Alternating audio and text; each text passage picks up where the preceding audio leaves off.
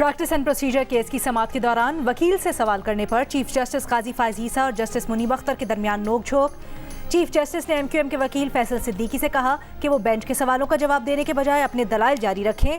वो हर सवाल का जवाब देंगे तो समाअत मुकम्मल नहीं हो सकेगी। अगर किसी ने अपना जहन पहले ही बना लिया है तो वो अपने फैसले में लिख देगा। जिस पर जस्टिस मुनीब अख्तर ने कहा, यहाँ सवाल पहले से जहन बनाने का नहीं है, बेंच का हिस्सा होने के नाते सवाल करने के हक का है। अफसोस से कहना पड़ रहा है कि उनके हर सवाल में मुदाखलत की जाती है।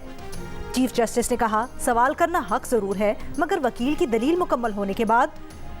जस्टिस मुनीब अख्तर ने फैसल सिद्दीकी से सवाल किया कि क्या पार्लियामेंट मास्टर ऑफ रोस्टर है, और साथ ही ये भी कहा कि फैसल सिद्दीकी पहले साहब के सवाल का जवाब दे दें, फिर मेरा भी दे दीजिएगा।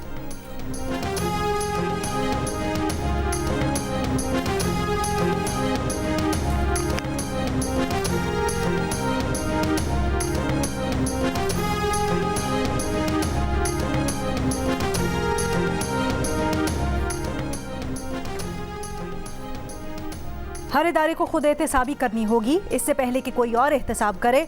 अगर हर इदारा खुद एहतसाबी करे तो बाहर से किसी को मुदाखलत ना करनी पड़ेगी। कई साल तक केस ना लगे तो सुप्रीम कोर्ट को कोई कुछ नहीं कह सकता। चीफ जस्टिस पाकिस्तान जस्टिस काजी फायज ईसा के दौरान समाअत रिमार्क्स। जस्टिस मज़ाहिर नकवी ने कहा, कभी कोई टीम ऐसी देखी है जिसके 3 कप्तान हो तो टीम जीती हो। जस्टिस जमाल मंदोखेल बोले, टीम का एक कप्तान और एक वाइस कप्तान भी होता है। जस्टिस इजाजुल एहसन ने कहा, इन तमाम प्रिंसिपल्स को बनाने के लिए आईनी तौर पर बाइख्तियार कौन है? पार्लियामेंट सुप्रीम कोर्ट में केसेस मुकर्रर करने में पिक एंड चूज करके मुदाखलत कर रही है।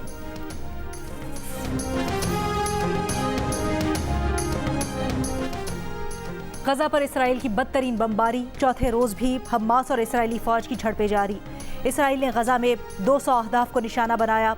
पनाहगुजीन कैंप पर भी हमले, एम्बुलेंस और इमदादी कारकुन भी निशाने पर। शहीद फलस्तीनियों की तादाद 770 हो गई, 3800 जख्मी। गजा की नाकाबंदी सख्त, पानी, बिजली, खुराक और ईंधन की फराहमी मुकम्मल बंद। अक़वाम मुत्तहिदा ने गजा की मुकम्मल नाकाबंदी को बैनुल-अक़वामी क़वानीन की खिलाफ वर्जी करार दे दिया। कहा, नाकाबंदी से शहरियों की बका खतरे में आ जाएगी। हमास के तर्जुमान खालिद कुदूमी ने जियो न्यूज़ को बताया कि अल-कसाम ब्रिगेड के मुजाहिदीन अब भी मकबूजा इलाकों में 22 मकामात पर लड़ रहे हैं। सैकड़ों इसराइली फौजी हिरासत में हैं।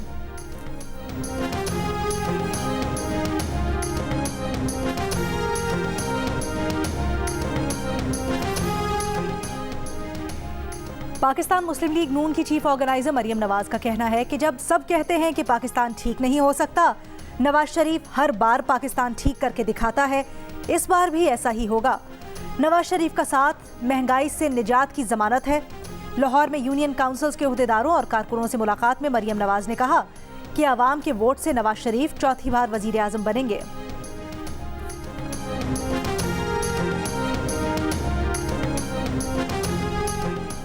नवाज शरीफ कल सऊदी अरब पहुंचेंगे, उम्रा अदा करेंगे और मदीना मुनव्वरा जाएंगे। 21 अक्टूबर को पाकिस्तान पहुंचेंगे। साबिक वजीर खजाना इसहाक डार ने एक इंटरव्यू में बताया कि मियां नवाज शरीफ की वापसी पर गिरफ्तारी का कोई चांस नहीं।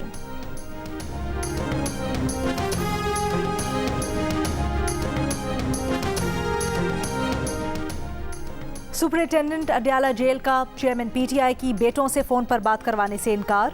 ऑफिशियल सीक्रेट एक्ट अदालत में जवाब जमा करवा दिया। जवाब में कहा गया है कि ऑफिशियल सीक्रेट एक्ट के तहत गिरफ्तार मुल्जिमान की बैरून मुल्क टेलीफोनिंग मुलाकात करवाने की इजाज़त नहीं। अदालत ने सुपरिटेंडेंट अडयाला जेल से कैदियों से फ़ोन पर बात करवाने से मुतल्लिक जेल एसओपीज़ 18 अक्टूबर तक तलब कर लिए।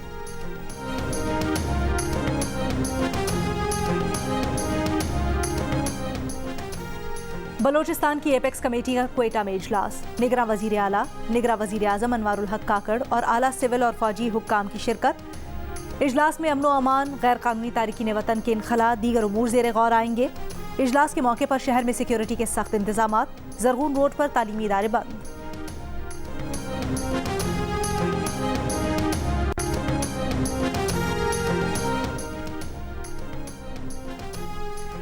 इस्लामाबाद के सेक्टर I-12 की अफगान बस्ती में ऑपरेशन। गैर कानूनी मुकीम अफराद के खिलाफ कार्रवाइयाँ। हुक्काम का कहना है कि सेक्टर I-12 से अफगान बस्ती को आज शाम तक खत्म करवा दिया जाएगा। सिंध और बलोचिस्तान में गैर कानूनी तौर पर रिहाइश पजीर अफगान बाशिंदों का बाबे दोस्ती से इनखला जारी। सिंध के मुख्तलिफ शहरों से 2 दर्जन खानदान अफगानिस्तान वापसी के लिए बाबे दोस्ती पहुँच गए। खैबर पर तोरखम सरहदी गुजरगाह से 160 अफगान खानदान वतन लौट गए।